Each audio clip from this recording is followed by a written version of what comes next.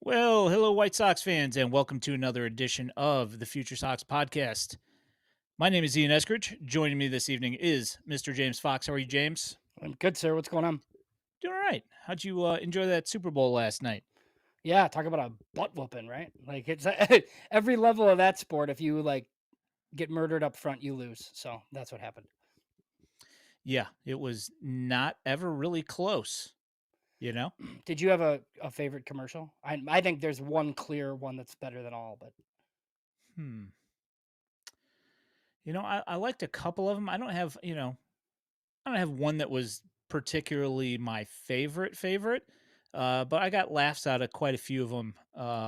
The stupidest one that I liked was the seal one. that's awesome. That one's awesome. Yeah, it was so dumb, but Yeah, I found it it was very awesome. funny. Yeah, I'll ask Sean this later too, probably. All But right. no, I think the Matt Damon David Beckham one was awesome. That was good That as that was well. my that was my favorite one. The dig on Ben Affleck was Uh huh. made Yeah, me it's laugh. perfect. Right. It was Yeah. good. So speaking of, joining us this evening is CHGO's very own Sean Anderson. Let's go ahead and bring him out here. Sean, how you doing? Honestly, I'm flustered because James is now throwing me for a loop. I was paying more attention to the game You don't have to and do it not the now. commercials. Oh, okay. Yeah. So I can skim this Yahoo article a little bit more. Yeah, that I would be fine. did end up sending an email to Bill Murray because you know what? When you are in media and Yeah. you get any chance to possibly book Bill Murray, you have to send an email. And he did like a live stream reading the emails, and there was like a automated message back. So I'll go with the Bill Murray one because Bill Murray sent me an auto email back. That's pretty good.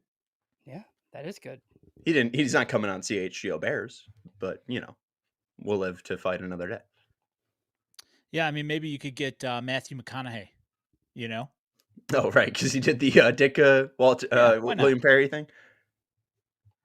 Yeah, Yes, yeah, I don't know. Like there was a bunch of entertaining stuff last night, and Beef Loaf agrees here. Yeah, Says Seal. that one was pretty good.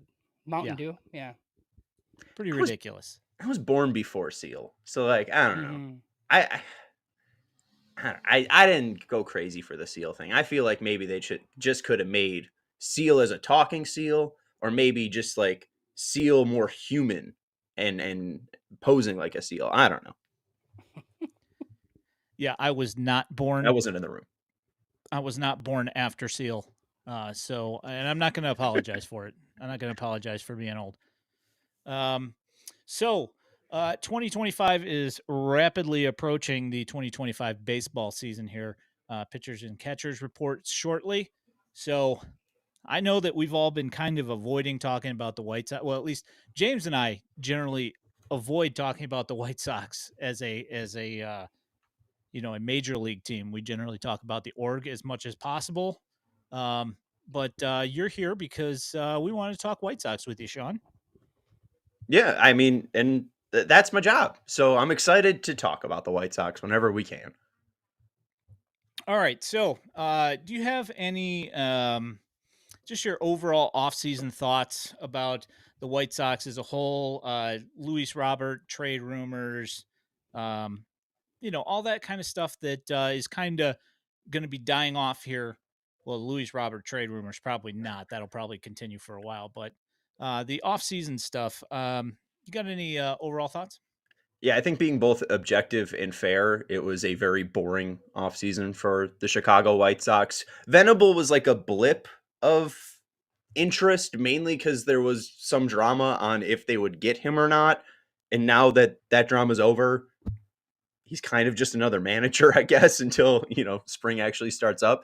So it's tough to get like super excited about their big addition. But then again, like Chris Getz said before the offseason, we're not going to do shit. And here they are, not doing anything. It's a little refreshing. I don't know if it's like gonna have anybody tuning in for the 2025 White Sox. I still think they need to prove that Getz is a truly new regime, that this isn't just lip service, that this isn't just, oh, we're gonna send 50 million down down south in the international markets and try to build those up. and then that's it. Like, hopefully this is something that they continue to build and build up on, but it's just time is going to tell that. And, it's tough to really give my stamp of approval yet because it seems like it's the right direction, but Jerry Reinsdorf's still the owner. So, Yeah, I mean, do you like feel any different about Chris Getz like at this point? That's the I'm thing willing. that Yeah, I'm wrestling with. I think I'm willing to give him a chance. I think especially what was it, August 23rd when Jerry fired Rick and Kenny, and then like 10 days later or 8 days later he's putting Getz as the GM. Like at that point, I hated Chris Getz because that was Jerry's guy. I feel like he's worked himself away a little bit from Jerry, and maybe that's because I haven't seen Jerry in like a year and a half since he last fired Rick and Kenny. But when it comes to adding to a true championship contender, just like the Orioles are looking at right now, will Jerry Reinsdorf be there to sign the checks? We don't know. And, history tells us that that's not going to happen unless he's trying to spite the players in 1994. So I don't know. I like what he's doing, but also being the Rays and being the Brewers, I think is like a different breed. And that's not the White Sox. Being the White Sox will take spending a little bit of money. And again, I just don't know if that's ever going to happen with this team. No, I mean, they definitely can't act like one of those small market teams because they don't get those same perks, right? But I mean, I guess I do kind of feel like he's an internal hire, but everything he's done has been stuff that an external hire would do. So it's like kind of weird, I guess, that he's like got to kind of put his stamp on this thing. Like, I get this every day. You probably do too. Like, I talk about the prospects and it's like, oh, well, they don't develop any players, or it's always like, like the assumption that just because they haven't been able to do anything the last 20 years that'll continue. Like, I don't know if these development people can develop players, but they're not the same people that were here before. Like it is entirely different other than Jerry. And that part, like the skepticism will and should remain. Like that's fine. Like our only hope is that Chris Getz has identified that he has to, develop his top starting pitchers, a shortstop, a center fielder, and then maybe he can buy a left fielder, a first baseman, and a number 3 starter and a closer at some point, right? Like that's the path it has to be. And hopefully he understands that. Well, right. And I think at least with Getz, it seems like he turned over a decent amount. I think the only people that are still here that were under Rick and Kenny were Katz, who is good friends with Bannister. So that explains that relationship. Jershly, who still has a job. I don't know what Mike Jershly did, but apparently he's a saint in the White Sox. Yeah, he's a saint in the White Sox organization. And then the other one, now I'm blanking on it. Okay, well now, Getz himself. Like those are the people that were hired under Rick. Marcus Timms. Was Timms under Rick? No, Getz hired all those people.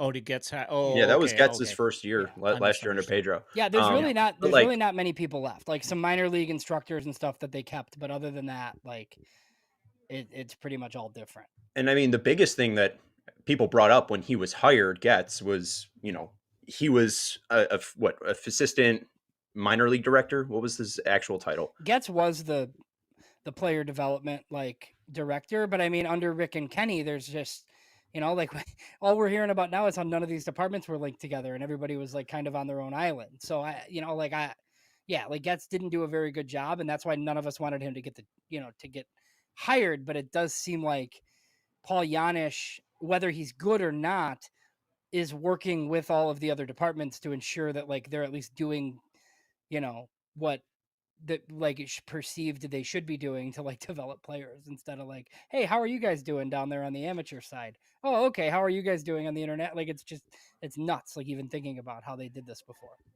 Yeah, and then two, like when you look at least 2021, they spent like 185 on that team. I wonder if that team wasn't in contention and Rick allocated money towards like what he should have been allocating on, or at least what Getz thought he should have been allocating on. Like, what is that true salary at? Like, I don't know what this team will actually spend when they're true contenders, because maybe Getz wants to allocate money still to, the minor league and international side, and that will take away. And maybe, even then 10 years from now, they're still max budget is 175. So it's tough to grade them. Yeah. And like, they spent what, 35 or 40%, something like that on the bullpen with that team. Yes. It's just mind-boggling. And Chris Getz was asked if he was going to sign a guy for $100 million.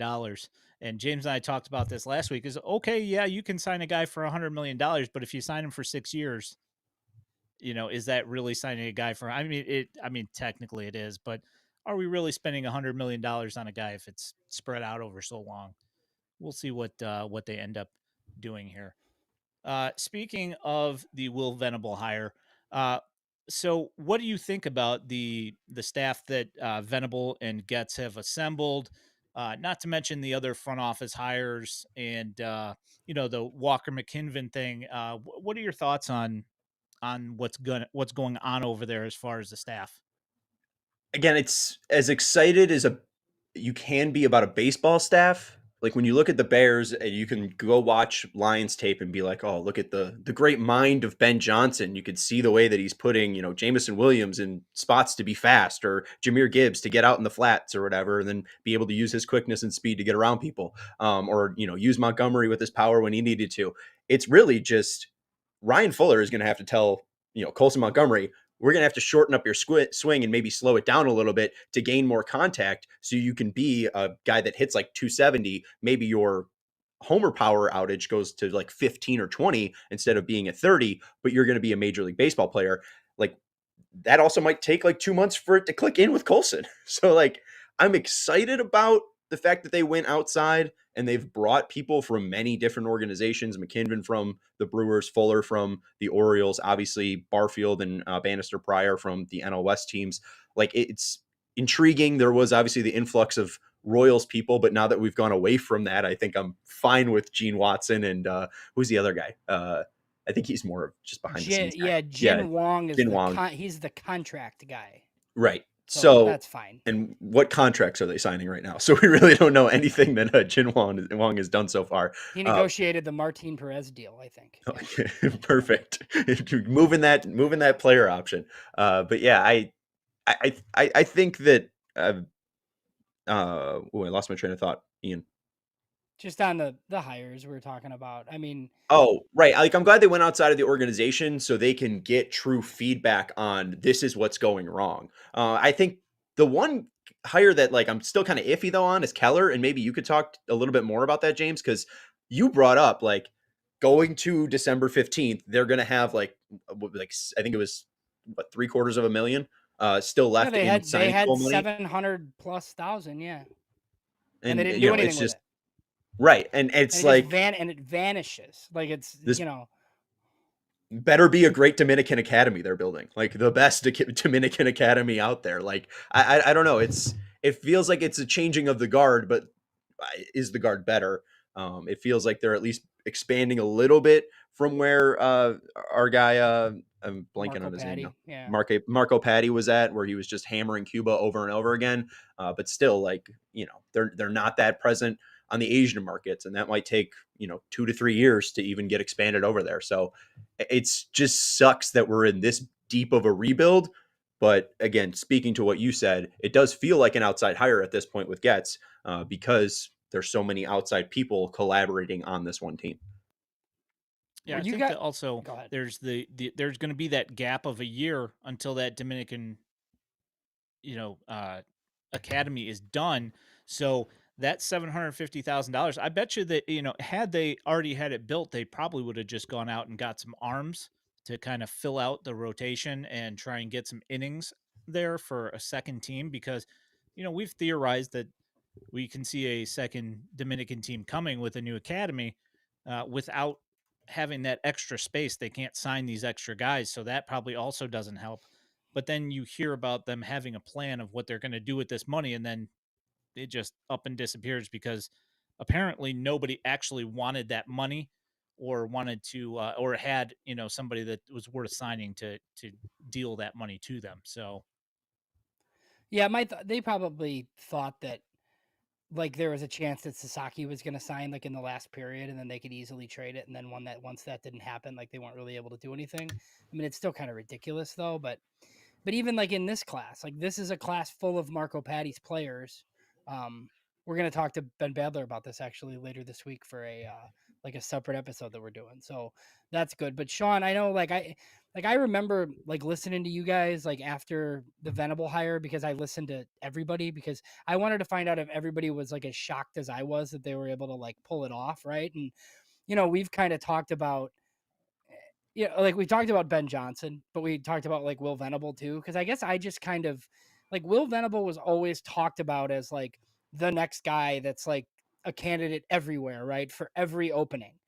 And then the White Sox hired him somehow. Like when he was first mentioned by John Heyman, I kind of laughed and I think I told Ian, I'm like, Will Venable, that's funny. Like, and then like a couple weeks later, like they hired Will Venable. I was stunned. So I thought they deserve credit for that. What did you guys think about that? Yeah, no, I think absolutely Getz deserves credit. I mean, I don't think Venable's here if Getz isn't here. And it's weird to hear that. And I think one thing I wanted to get from Venable when Vinny interviewed him, and we didn't really get this specific question out of him, but something I would still be willing to ask him is just like, what is Chris Getz's resume or kind of cachet around the league? Because it's been brought up by Bannister and Barfield and Venable, like by like several people that, Chris Getz is a name around the league. So I do wonder like how much weight does he hold? And also the fact that they're both former players. I feel like that is just such a huge thing for former players, guys that have that background, that similar thing that they can just rely on and relax on. I know it's like kind of minor, but like the way that they keep talking about it over and over and over again, it feels important enough. So the fact that Chris is a former player and he feels just kind of comfortable in this spot, I think that's why Venable came over. And you listen to Venable too. Venable didn't seem like he would be comfortable going to a New York or going to a Cleveland because they had expectations. I think Will Venable, even though everyone else thought of him as a managerial candidate, I don't think Venable thought of himself as a managerial candidate unless it was in the right spot and coming to a city he's comfortable in, plus with the GM he's comfortable with. And then I think also no expectations at all.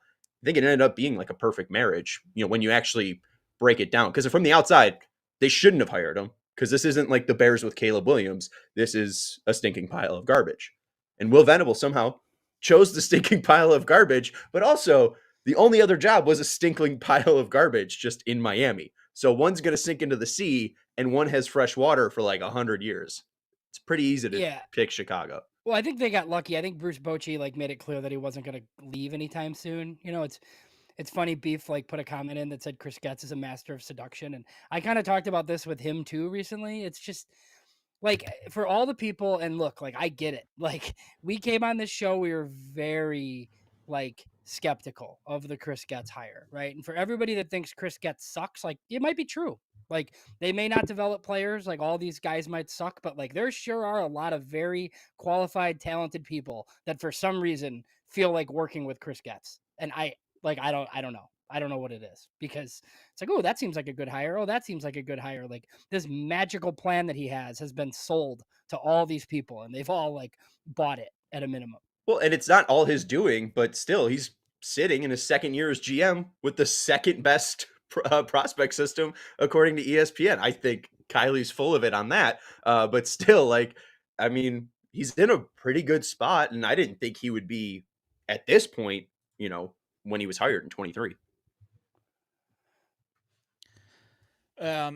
So speaking of this recent offseason that we've just had, I know that it is a lot of big names to choose from, but are there any acquisitions so far this offseason that have you intrigued?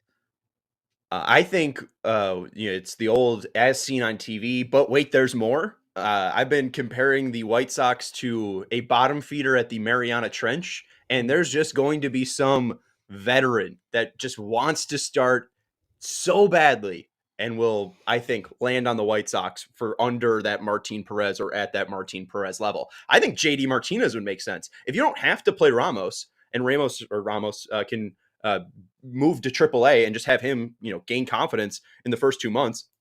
And then you can actually have like a true major league DH in JD Martinez, who last year just hit 15 home runs in like 120 games, or in 120 games. I think that'd be like one of the true final smart signings they can do.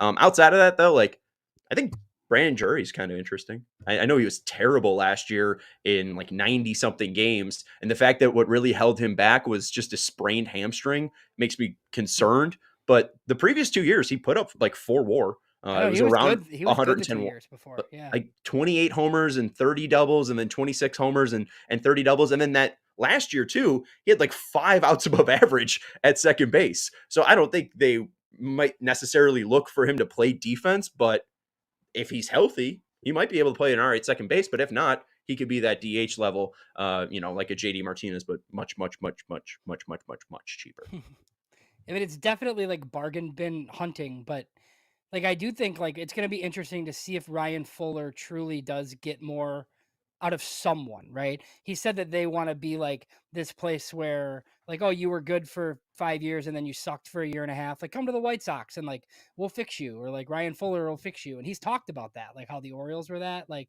I mean, even looking at like an Austin Slater, like what he did against lefties in his career in San Francisco. Like if he does that again, like he's probably the best player on the team, So like even like him, Talkman, there's just like a whole host of guys where all of a sudden, in June somebody has like a 118 WRC plus on this White Sox team, and you're like, oh, that's kind of interesting. I just have no idea who it's gonna be. Well, and from what we've heard too, is Robert has his own hitting coach. Like, it'd be great if he listened to somebody within the organization and trusted someone within the organization. I don't know if Getz is going to say, hey, knock that off, or if Fuller is able to connect with them. But if Fuller's able to make that connection and we see the Robert of 2023, or maybe the Robert he wanted to be in 2024, he was like, I'm only going to hit inside pitches. And that really just got away from him after June.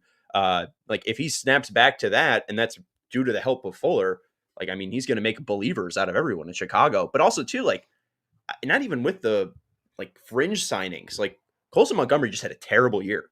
Please fix Colson Montgomery. I don't know exactly what Fuller needs to work with him on. I was looking at some of his like StatCast minor league searches, and it seems like he really struggles like up and in middle, and then up and in like high and in. And obviously we know he struggles with velocity in general. So maybe it is just pitch selection or just being a little bit earlier on those pitches. But also, I saw a video from Foolish Baseball where he broke down Kerry Carpenter, who kind of turned into like a postseason legend for the Tigers in 2024. And he went down to AAA, and it was all about slowing his swing down and shortening it up. I don't know if that's exactly going to be Colson's, but he's just so big, long. There's so many levers that maybe if you just simplify those a little bit, Colson will just make a little bit more contact, and just naturally, because he's got 6'4" levers, he'll be able to drive the ball. So I think it's just top to bottom. Can Ryan Fuller help people walk and finally drive the ball in Chicago? Because it feels like it's been a long time since we had true boppers. Like, I mean, who's the last person to hit 30 homers? Was it Abreu? Oh man, it has to be, right? Yeah, I think so. I think I just saw the other day like the last person to hit 40 was like no, Robert Dunn or something. Robert hit 30. Oh, Robert hit 30, right? Yeah, 2 years ago. Yeah. Hey, Ian, do you think there's any chance that Ryan Fuller is like makes Andrew Vaughn good enough to get traded for something? You heard rumors last year that there was a possibility that people, like the Yankees were interested in Andrew Vaughn. Why? I have no idea. But I mean, there was a rumor that was happening, or not that it was happening, but that at least there was some interest there. Todd Frazier was the last one to hit 40. Thank you, James. Yeah, that's 2016. Yeah, I mean, it's tough when you are the tilapia of MLB and are just feeding right off the bottom for everything. It's tough. Can you pull up this from Vince before we do like roster battles and storylines? So this one, yes. So this is one of the big storylines and I want to ask Sean about this. What do you think happens with Luis Robert? Because I have my theory now, and whether he'll be here, whether it's that the White Sox sent out a tweet yesterday, like after the World Series or after the Super Bowl, and it was Luis Robert in it, which I think is the first time they featured him all off season. So maybe now they are stuck keeping him. But what do you think happens with Robert here? I think honestly the only reason they're making videos with him is because he's on the team and there's no videos of anyone else on the team. I mean, maybe what Vaughn, but and Corey Lee, but will he even be on the 2025 team? Yeah, I think with Robert, and I don't think Vince is wrong on saying the Reds are being aggressive, but it seems like they even pivoted after those talks broke down, signing, it wasn't Mancini. He went to the Diamondbacks, but whoever they They signed, signed Austin Hayes. Austin Hayes. So it seems like they've gone away from it. I don't hate the idea of them building up value because that was supposed to be the piece. It wasn't supposed to be Cease. It wasn't supposed to be Crochet. It wasn't supposed to be Giolito and Reynaldo Lopez turning into your catcher of the future. It was supposed to be Luis Robert Jr. And I'm very surprised that no one's taking a gamble on him for 15 million years or for 15 million a year. And even then too, I mean, it would be what, 17 million if you're including the $2 million buyout for 2026. So I'm just shocked that no one's taken that gamble. And the fact that the proposed deal was Arroyo plus Arroyo for Robert plus cash makes me sick to my stomach because that is supposed to be our franchise, our center fielder. I feel like the Angels could probably get more for Mike Trout right now than Luis Robert Jr.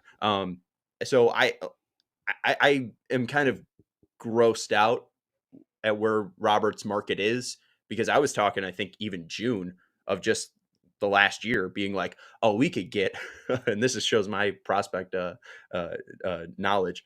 We could get Painter from the Phillies, Miller from the Phillies. I wanted to throw Popeye Rodriguez in there for fun. And then I think Caba, right? Yeah. Caba is one of their Phillies prospects. So like that was just June. So now we've gone from, the Phillies top two prospects plus to Arroyo and us giving Cincy cash. I feel like there's no reason to just, not let him play out 2025. And then if he's that bad where you can't even trade him for anything, just buy him out and let him be a free agent. Because I mean, you have to have him hit in some way. Yeah, I mean, I generally think like the Cincy stuff is out there for a reason. Like this, the White Sox always do this, but I also think like I think they're scared to death of Luis Robert being bad again. And like if it were up to them, they would trade him before the season starts. But you can't trade him and eat money and get Edwin Arroyo back. Like you can't. That's not enough. So if that's the case, like keep him and just hope that he's fine and good and you can trade him for more later. But I think they didn't want to do it with Cease either. And I feel like this time it's similar where if they get a deal they like and not a deal they love, I think they'll probably make it. It doesn't seem like anybody's like kicking the door down at this point. The Cubs willingly gave Matthew Boyd $15 million, and no team will willingly give Luis Robert Jr. to play. I mean, he's a fine center fielder as he is. When he gets on, he could steal you 20 bags. Like already there, he's got value. It's not like he's worthless. And then if he finally just wakes up at the plate, I mean, we know what he can do. It's just, I think being on the 2024 White Sox gave him zero motivation at all, which is obviously a fear. And it just kind of leads to, will the White Sox ever get that value? Because if he's bad again in 2025, I think they'll just, again, let him go. He's a free agent in 2026. He's going to have a 5-WAR season again somewhere. I think it'll be interesting also to find out how Will Venable can motivate these guys if these soft tissue injuries that have been coming up over the last few years are somewhat more mentally motivated than they are physically motivated, where they don't feel like the, somebody pressing them to continue playing through these injuries and, being able to continue to play. Difference between being hurt and injured. I mean, we saw bad, people out there, we saw Luis Robert out there swinging with one arm. So I'm not saying that necessarily that's, that it's all the injuries, but, you have to wonder when you start seeing all these hamstring injuries, what the heck's going on. So, does anybody else want to necessarily receive these guys in a trade, knowing that these guys keep on having all these soft tissue injuries, which a lot of the time become chronic, So. Right. And two, I think that might be one of the other departments that might have been untouched by Getz is I think Kruk is still the head of training and strength and conditioning. So, I mean, how much is that department been overhauled, and will they still have similar issues? Hopefully, again, all of the underbelly work that Getz has done would be able to clean up guys in their mid 20s getting injured because they're eating too much Domino's and Papa John's getting delivered to their mansions. Like I think if there's a little bit more common sense, maybe some of those lingering issues go away. But also, I mean, Eloy's just gone. Yoan's just gone. Maybe Luis did have some sort of wake up call, and those lower body injuries miraculously go away. But I mean, even then, it was still Tim. It was Yasmani. The team's younger, so maybe that helps your question, Ian. Brooks Baldwin's 23, so maybe he doesn't have arthritis in his knee yet. Yeah, let's hope not. We still have Andrew Vaughn, who does play, but his legs are always tired. So there's that as well. So moving past this off season and moving into spring training here, is there any storylines coming up in spring training that have piqued your interest at all? I'm interested to just see who's going to be the fourth and fifth starter. It seems like Cannon, Martin, and Perez are going to take shape at the top of the rotation in some way. I would have Cannon be the opening day starter and then go Perez and Martin. If you want to go Martin, sure. I know my guy Herb Lawrence is thinking that he's going to be an all-star in 2025. More power to you, Herb Lawrence and Davis Martin. But I think, one, where's Thorpe at? Will Thorpe be able to start opening day? There's no rush for him either. So if he's in Charlotte, I do not care. But then does that mean Sean Burke gets a little bit more of a chance to be on the opening day roster? And then do they go out and get another starting pitcher at all? Again, if they are waiting for people to fall to the bottom, like I really like Spencer Turnbull. I thought that he would have been a good signing last year. He goes to Philly, 17 games. He's got like a 2.94 ERA. I know that it was like 7 games started and then 17 total. So like 10 of them were out of the bullpen, but that's a guy that could be effective and maybe effective to a point where you could trade him by the deadline if he's not hurt. There's a ton of injury issues, but still, I mean, the Tigers are willing to gamble on Jack Flaherty. I'm kind of willing to gamble on Spencer Turnbull. So I think it's interesting to just see how those final 4 spots will play out, because you got Shane Smith too. Will they keep him on the 26th, or will they have to send him back to Milwaukee? And then also you got Bryce Wilson, who signed a major league deal, a rarity for this 2025 team. It was still like $1.05 million or something like that. Is he actually a starter? And, is that like a Walker McKinnon thing where, he's going to be able to be caught right and that's going to lead to success? Because he was really consistent over the last 2 years. I think like if you just combine his 2 years, they pretty much repeat. Like same K per 9, same walk per 9. Like he's just consistent. So, maybe that's a baseline guy and he replaces Flexen. And there you go. And if they're saving that money on Flexen too, Flexen's still a free agent. He probably would have gotten like north of 2. So if they're saving like $1 million on, they're starting 5, I guess that's good for Getz, right? If you're trying to manage budget and everything. Pertaining to Drew Thorpe, Ethan Katz said recently, I think it was on the Recap podcast, said that he's kind of day to day and they just have to be smart about how they roll him out. So I don't think that there's going to be any major holdups. He just might be lagging a little bit behind in spring training, which personally I'm not that worried about, but I guess we'll see. Did you get through that whole Ethan Katz interview? I tell you what, man, it was pretty rough. Ooh. Now, it was long. I really liked Cap and Guff doing the interview with Getz, and then Cap was gone. I mean, they replaced him with Brian Anderson. And what Brian doesn't understand is you're not being asked the questions, Brian Anderson. We don't care about your career. Ask Ethan a question. And I don't think Brian Anderson watched the 2024 White Sox or the 2023 White Sox or the 2022 White Sox, maybe the 2021 White Sox, but like the Field of Dreams game. So yeah, I got 19 minutes into that interview and started bashing my head against my steering wheel. That's not good. Like at all. It's effective, James. Yeah, man. It works. It does the trick. How many minor league offers do you think Chris Getz has out to actual players right now? Every single one. Every single one that's not signed. This entire market full of like guys who should be on teams right now. Chris Getz is like, hey, we got a spot for you. He's sent out a minor league deal to Bregman. Yeah, like the Jose Quintanas and like whoever, right? Like there's just a whole bunch of guys who right now are not going to get paid at this point. So yeah, I'm kind of curious to see that if they just like have random signings like every day for the next 2 weeks or so.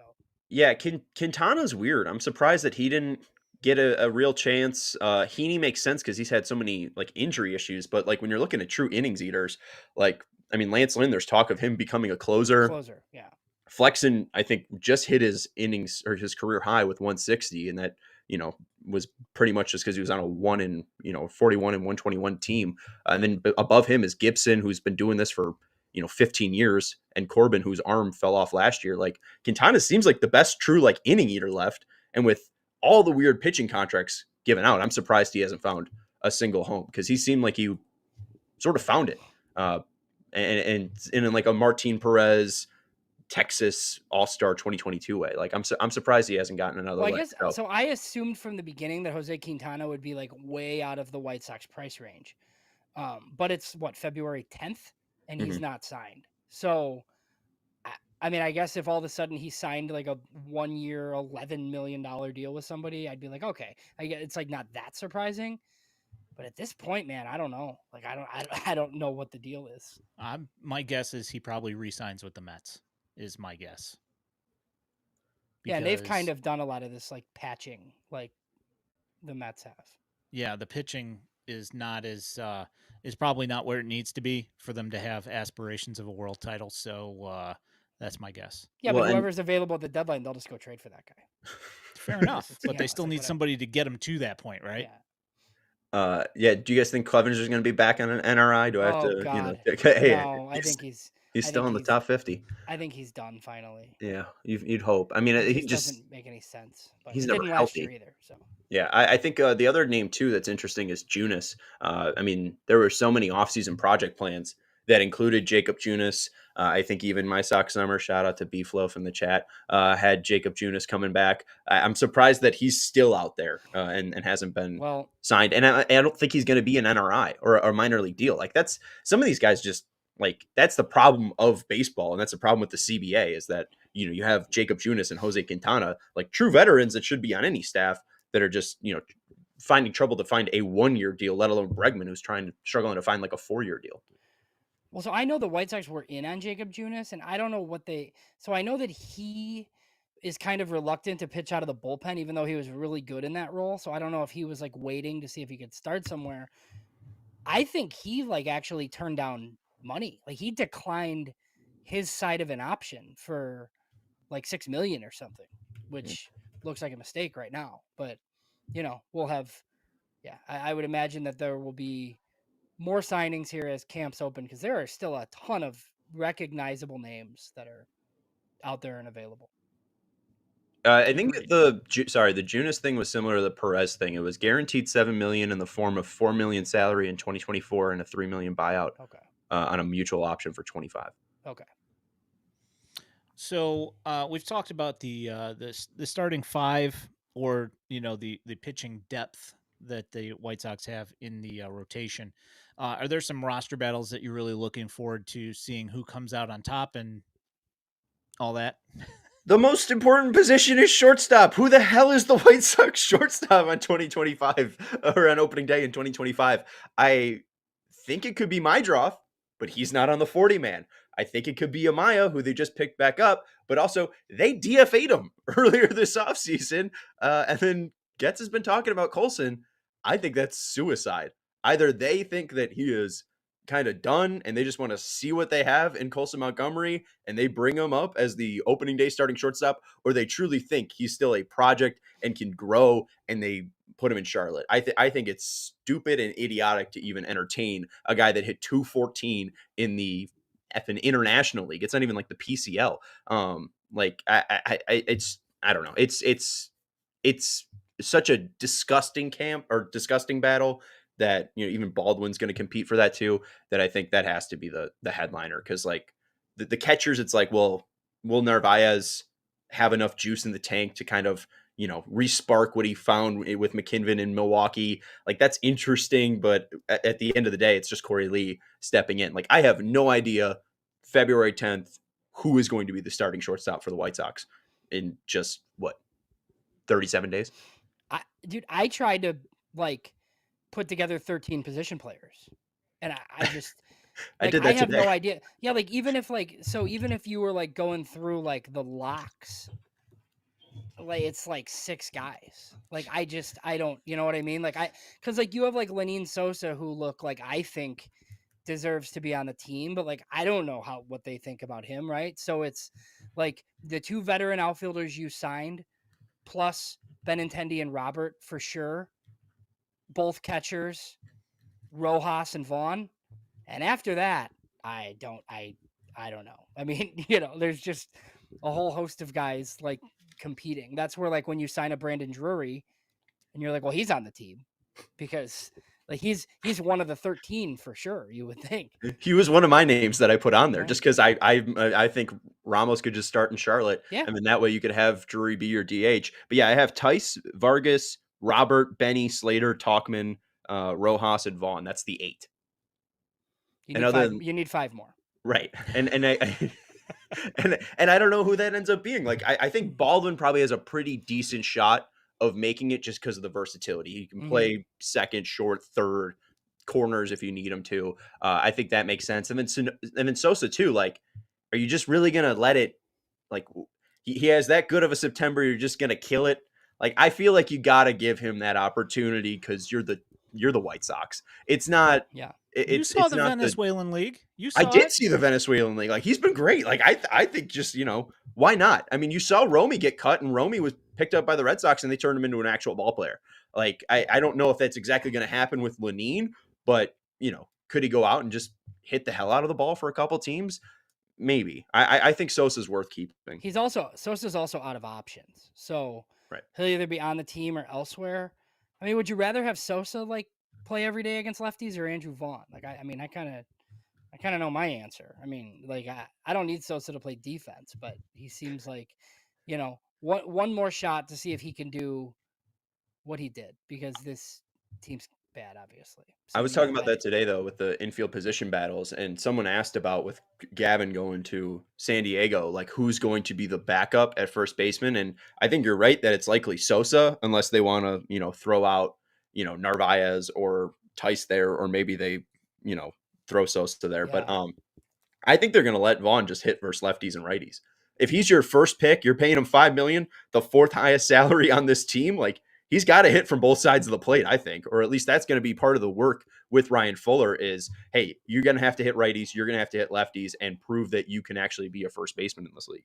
Well, and that's where like too everybody's right-handed too, right? So even if like you want to give Tim Elko a shot, he's right-handed.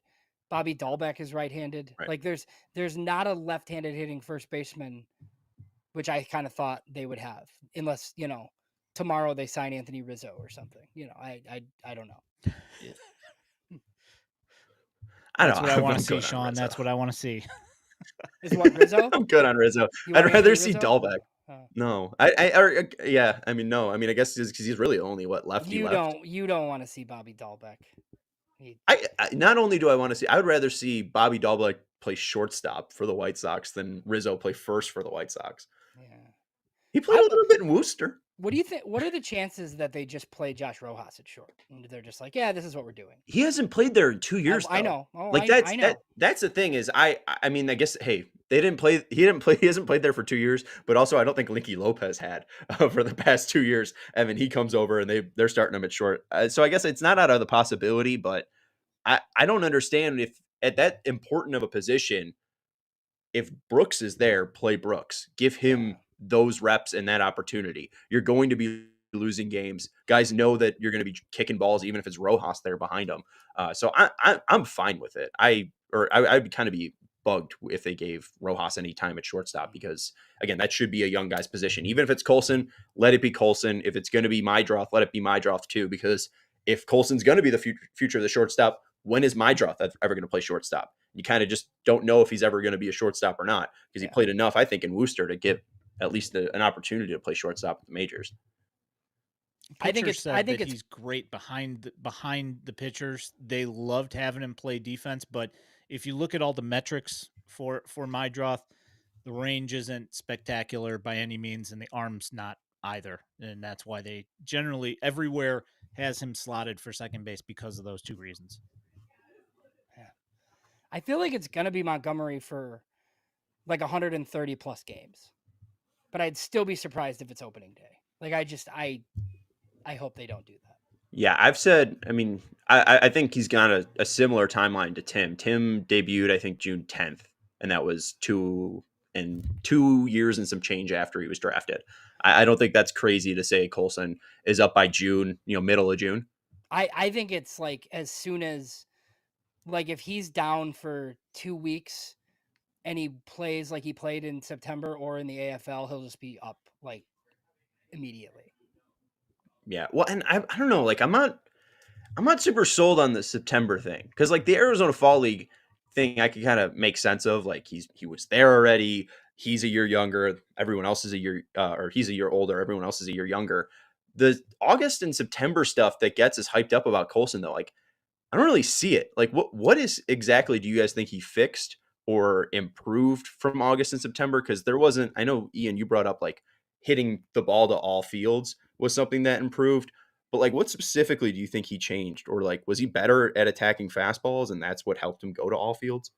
Well, one of the things that he really got away from in the beginning of the year that you could you could see it is that he was pull happy for everything. In the later as the season progressed, in the last probably month or so, he started hitting middle away, which is what literally every hitting coach pretty much in the world tells you to do to get back to your center and get you away from being pull happy and messing up your swing. And he started doing that, and he started, hitting the ball right up the middle. And I think that's, more or less what he needs to get back to doing. Yeah, I'm not seeing like every single at bat, so I know that you have more eyes on it. Just looking at the minor league Statcast data from what they do provide, like August to September, his average exit velocity was 84 miles per hour. Like, like I'm glad that he is making a little bit more contact because that 214 number is ugly. But I again, if he struggles even in April in AAA, like there's no rush. Like, just let him figure it out. Because the White Sox are losing games in 2025 with or without Colson Montgomery. Yeah, And cue he just seems like shots. such an important piece of this entire system. Yeah, cue shots. And if you watch where the pitchers were pitching him, they were pitching him, hammering him inside all year long. And so he's trying to turn on those pitches, and he's grounding out to first base. He's hitting it 10 feet in front of home plate. So the exit velocity, the average exit velocity is going to go way down because it's all coming out ground balls, you know? So yeah, it was tough, tough year. So hopefully, pitch selection gets better and he can turn it around. We'll see. Yeah, and we know too, walks on a stack sheet don't mean nothing when you make it to the major leagues, a la Andrew Vaughn. So I mean, hey, True, true. maybe he comes up here and he's got like 38 Ks to or 125 Ks to 38 walks like Brandon Jury. I don't know. I think his eyes a little bit too good for that. I think one of the things is that also if you watch him play, you start getting PTSD's flashbacks of Yohan Moncada just watching pitches right down the middle of the plate, and he has a tendency to do that too when he thinks that somebody's going to throw him a pitch. It's like sometimes it looks like it's a little bit of guessing, you know. So I don't know. I think this year is going to be a big deal for Montgomery. Obviously, everybody's been talking about it. Doug says that Montgomery's going to be up in 2 weeks, or he'll be up in September. We've heard from a bunch of other people that he's going to be the opening day shortstop, which James and I have talked a bunch. We don't necessarily really want to see that. Jim Callis from MLB Pipeline said that that's a bad idea. And, it seems like most people disagree. It's just the people in the team that we hear that have been kind of pushing this narrative, whether it be, you know, uh, them saying that Montgomery's going to get a chance to be the starting shortstop, or whether you see MLB's reporter, Merck, saying that he's going to be out there as the starting shortstop. And it's like, I mean, you can publish that and they might be thinking that. I just don't personally think that it's probably the best thing for him. I wonder how much it is just kind of hyping up the kid's ego because you hear him talk after the season And you hear him kind of talk about why he struggled in AAA, and he was like, "Oh, I didn't think it was going to be that big of a competition jump." And it seemed like he really didn't take it that seriously in the first couple of months that he was there. So I don't know. I wonder if it's just kind of placating to an ego, being like, "No, hey, Colson, we want you to come into the best shape of your life because you're gonna get the opportunity to." Make the team on opening day. And then, you have that conversation with them 2 weeks in being like, no, we see you being in Charlotte or whatever. But like, you're going to have that opportunity come June or whatever. Like, I don't know. There's something about just, I don't know him well enough to truly judge his personality, but there did seem to be a little air of arrogance for the 22-year-old, which is natural for all of us. He is like one of the 40-man roster guys, though. So I think like looking at the list of non-roster invite prospect like types that we've all heard of, all these guys, right? I think most of those guys are cut early and they go back to minor league camp. I'm kind of wondering with Colson how long it is. Like, is he in big league camp all spring and then they make a decision kind of like at the end? Because like Sean, you're right. Like he's regardless of what the three of us like think or want to see happen, I think he's one of the biggest storylines of camp. I think Wednesday when it opens and the rest of this week, you're going to hear about Colson Montgomery trying to win the shortstop job. And that's what everybody's going to talk about. And he's going to be in the lineup in all these games. And, so I think the right thing is for him to go down, but I hate spring training battles. Like this kid could hit 540 in spring training and he makes the team and then he's bad because like none of this really matters all that much. Well, and two, with the timing, like Mydroth is a non-roster invite, and same with Gonzalez. So obviously, I think Gonzalez is probably the first one to get sent back down to minor camp, and then is it going to be Mydroth or Montgomery? Because then at that point, if you're going to be cutting Amaya, then it kind of seems like there's going to be some sort of prospect, whether it's Baldwin or Colson or Mydroth taking over at shortstop. So like it's fascinating. We're going to know a lot soon. So I think he probably plays the first couple of games at shortstop, at least completely, Yeah. starting there. Yeah, they can't quit Jacob Amaya. And also, like, Jacob Amaya is now Jake Amaya. Did you guys notice that? No, I didn't notice that. That was kind of interesting. So they designated Jacob Amaya for assignment, and then they claimed Jake Amaya off waivers. So He is a more mature version. yeah, like after going to Baltimore for a couple of weeks. Wasn't it totally like they didn't expect anybody to claim him? Like, oh yeah, we'll slide him through, no problem. And then once he got claimed, they were like, oh darn it. And then they're like, well, we can definitely get Deloach through. Just kind of trade those guys out.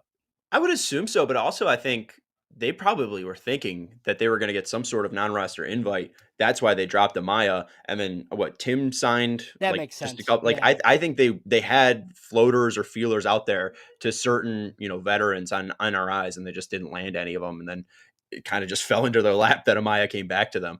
So I don't know if it wasn't Amaya and Amaya was kept by Baltimore, maybe they go out and get a different middle infielder, but I think they were just in the market and Amaya was cheap. What do you, Ian? We haven't talked about this. What do you guys think about the Oscar Colas news? I've seen him play first base. Yeah, not good, right?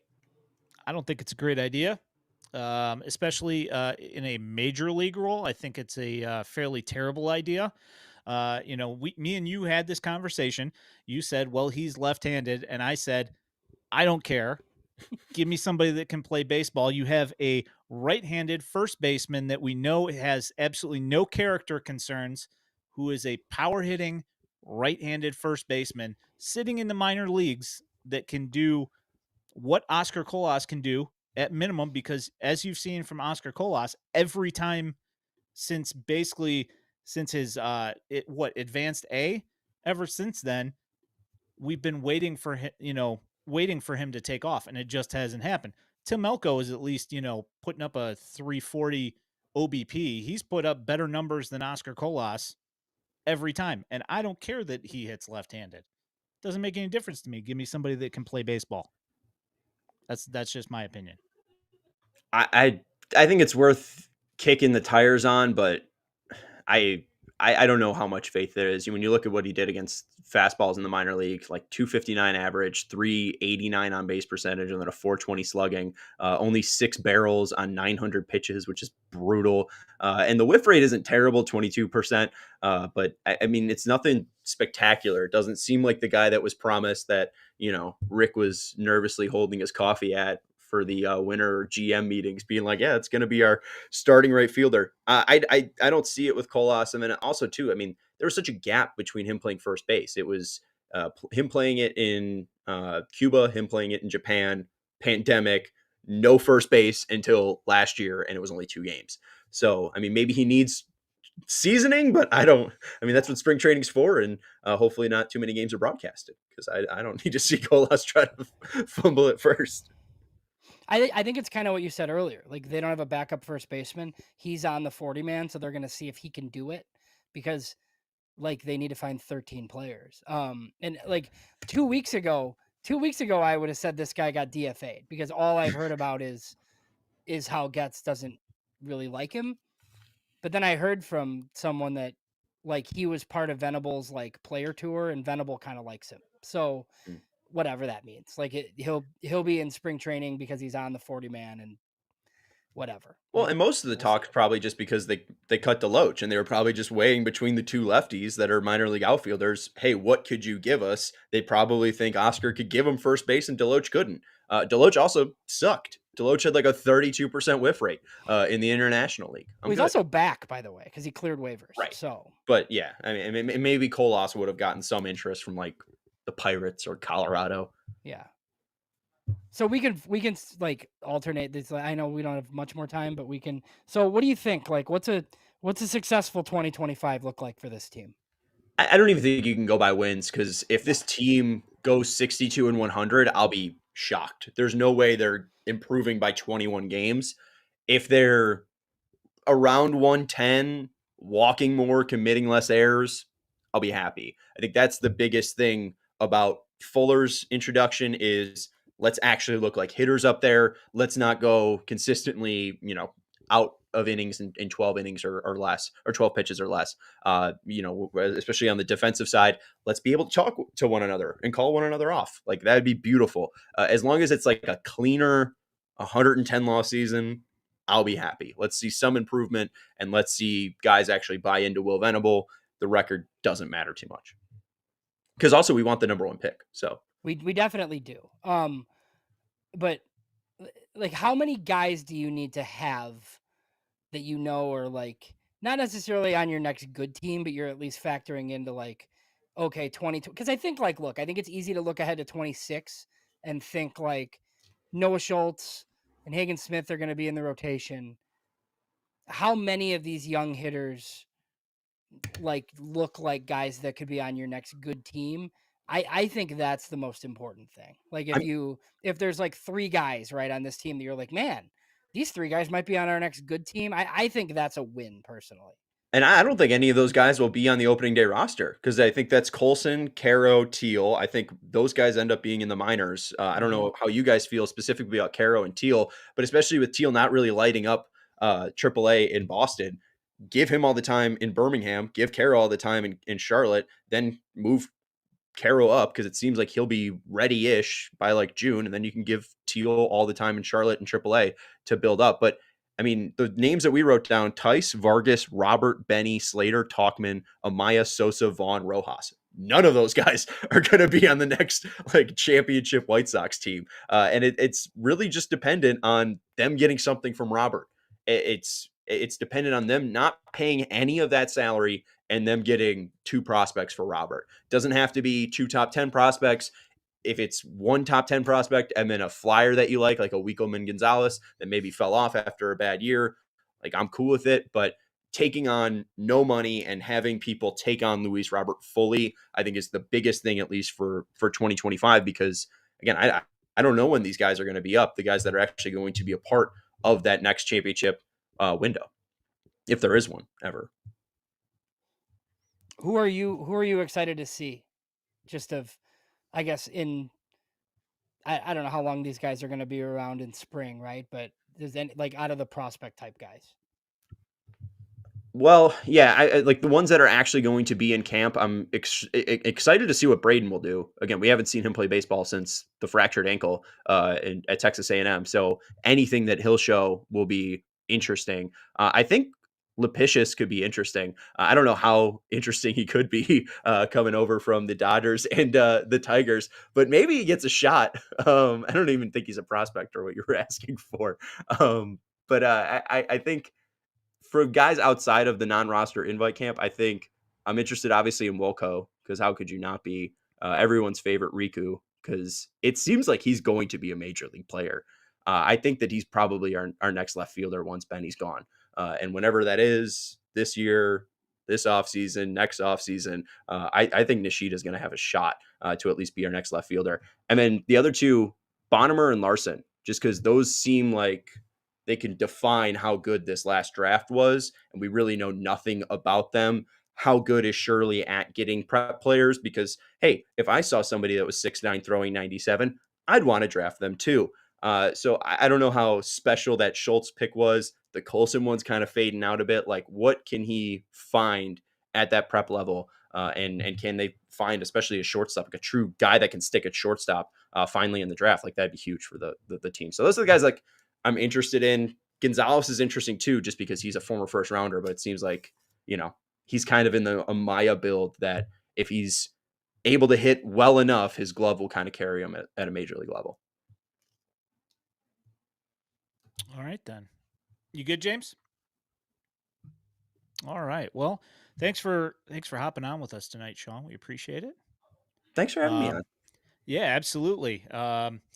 You want to let people know where they can find you? Yes, Monday, Tuesday, and Thursday right now on the CHGO Sports YouTube channel. You can listen to the 30-minute CHGO White Sox show. It's different.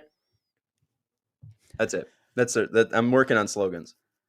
It's different. It's different. There's an I exclamation. like it. Yeah. At Sean_W_Anderson on the X/Twitter. Thank you so much for hopping on, Sean. And I'm going to walk us out, guys.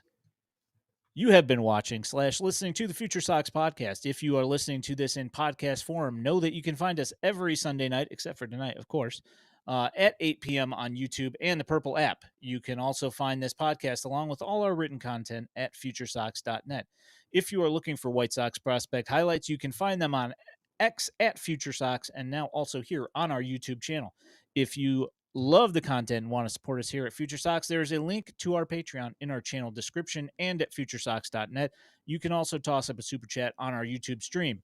Also, don't forget to like this stream and subscribe with notifications so you know when we're going live while helping us in the worldwide web algorithms. My name is Ian Eskridge at Daily White Sox. He is James Fox at JamesFox917. We appreciate all of you guys. Thanks for listening. So tomorrow, James and I will be recording with Baseball America's Ben Badler, which will come out later this week. On Wednesday, Danny Miller is back with Hot Takes and Heaters after a little bit of a hiatus with his new partner, Jacob Thome. So you guys hop on there and give those guys a welcome. Give them a watch, 8 o'clock at here on Wednesday night.